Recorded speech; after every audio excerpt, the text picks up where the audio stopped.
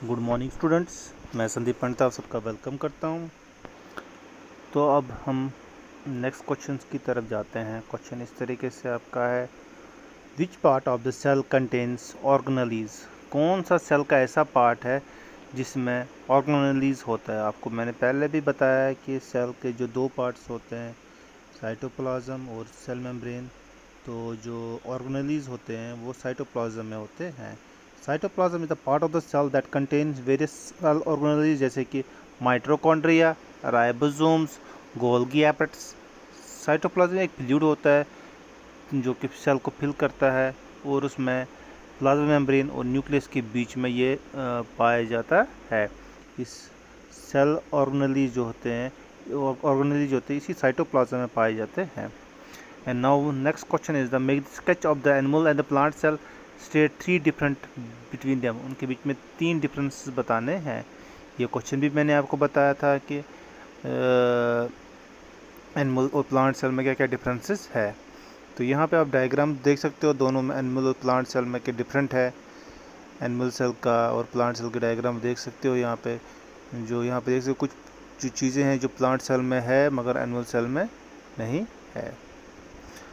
देखो अब डिफरेंस क्या है इनका है, they are generally small in size, they are usually larger than animal cells. जो प्लांट सेल्स होते हैं वो एनिमल सेल से बड़े होते हैं, एनिमल सेल का साइज़ बहुत ही छोटा होता है। यहाँ पे एनिमल सेल में सेल वॉल प्रेजेंट नहीं होता है, जबकि प्लांट सेल में जो सेल वॉल होती है वो प्रेजेंट होती है। वैक्यूल्स होते हैं स्मॉल इन साइज़, वैक्यूल्स आप देख सकते हो यहाँ पे बहुत ही छोटे होते हैं, जबकि जो प्लांट सेल में जो वैक्यूल्स होते हैं वो बहुत ही बड़े साइज़ के होते हैं। And the last one is the, यहाँ पे प्लास्टिड्स प्लांट्स में प्रेजेंट होते हैं, एनिमल में प्लास्टिड्स नहीं होते। सिर्फ एक ही एनिमल सेल है जिसमें प्लास्टिड्स होते हैं, दैट इज़ प्रोटोजोआ गिलिना, उसी में जो है प्लास्टिड्स पाए जाते हैं। एंड बाकी किसी एनिमल में भी प्लास्टिड्स नहीं होते हैं। एनिमल सेल की बात कर रहे थे। And now question number 6 is the difference between the eukaryotic and prokaryotic and eukaryotic animals. Most prokaryotic are unicellular. Most prokaryotic क्या होते हैं, वो एक ही सेल के बने होते हैं। Most eukaryotic are multicellular. Eukaryotic animals होते हैं वो मल्टीसेलुलर होते हैं, बहुत सारे सेल्स के बने होते हैं। Nucleus is poorly defined due to the absence of the nuclear membrane. Nucleus जो होता है वो डिफाइन किया जाता है, उसमें एब्सेंस होती है, किसकी, न्यूक्लियर मेम्ब्रेन की एब्सेंस होती है। Nucleus is well defined and is surrounded by nuclear membrane. Nucleus यहाँ पे वेल डिफाइंड होता है और सराउंड होता है by nucleus. Nucleus is absent, nucleus is present. Plastids, mitochondria, Golgi apparatus absent होते हैं, जबकि सेल ऑर्गेनेली जैसे कि plastids, mitochondria, Golgi bodies are present, इसमें प्रेजेंट होते हैं। जो सिंगल सेल होते हैं ना, उसमें जो ये प्लास्टिड्स होते हैं, माइटोकॉन्ड्रिया, गोल्गी मेनली क्या होते हैं, एब्सेंट होते हैं। जबकि सेल ऑर्गेनेली यूकैरियोटिक एनिमल्स जो होते हैं उनमें माइटोकॉन्ड्रिया, गोल्गी बॉडीज वो प्रेजेंट होती हैं। Bacteria and blue green algae जो है वो प्रोकैरियोटिक सेल्स के एग्जांपल्स है। अगर आपसे कोई पूछेगा what are the prokaryotic cells, आप कह सकते हो bacteria and the blue green algae. And the last one is the fungi, plant and the animal cell are eukaryotic animals. जो फंगी होता है, प्लांट होता है, और वो यूकैरियोटिक एनिमल सेल्स बनाते हैं। Question number 7th one is the, why are chromosomes found in the cell. Chromosomes cell में क्यों पाए जाते हैं, उनका why are is are chromosomes found in cell, state दिए फंक्शंस, उनके काम भी बताने। The nucleus contains thread like structures called chromosome. मैंने पहले बताया आपको, क्रोमोजोम्स का स्ट्रक्चर जो होता है थ्रेड लाइक होता है, ठीक है। क्रोमोजोम्स एक इंपॉर्टेंट रोल प्ले करते in the inheritance of the characters.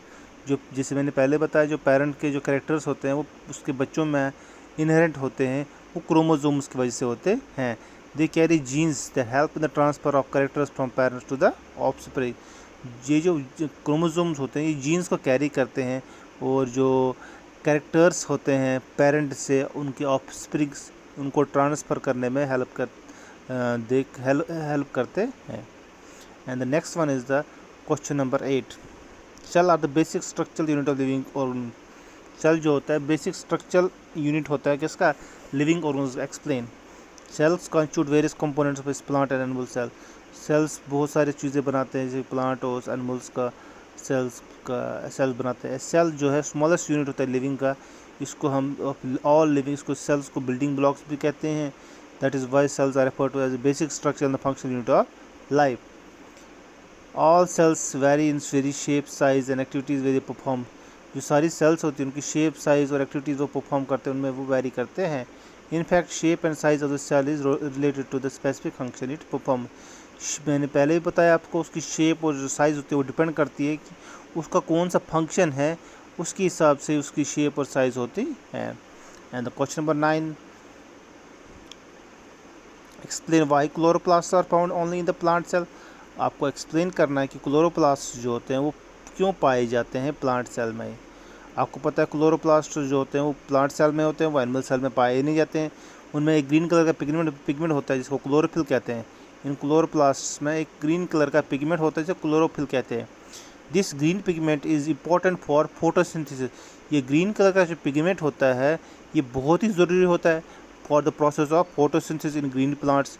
जिस क्लोरोफिल पिगमेंट ट्रैप क्या करता है, इस सोलर एनर्जी को ट्रैप करता है और यूटिलाइज करता है इसको manufacturing food for the plant, और हेल्प करता है प्लांट को फूड बनाने के लिए। आप देख सकते हो यहाँ पे एक प्लांट बनाया हुआ है, कैसे इस किसान की एनर्जी को लिया है, फिर कार्बन डाइऑक्साइड को भी लिया है, ऑक्सीजन को रिलीज़ किया है, क्लोरोफिल होता है लीफ पे, तो वाटर और न्यूट्रिएंट्स उसने ज़मीन से लिए। इस तरीके से इसने by the process of photosynthesis this green pigment is important for photosynthesis.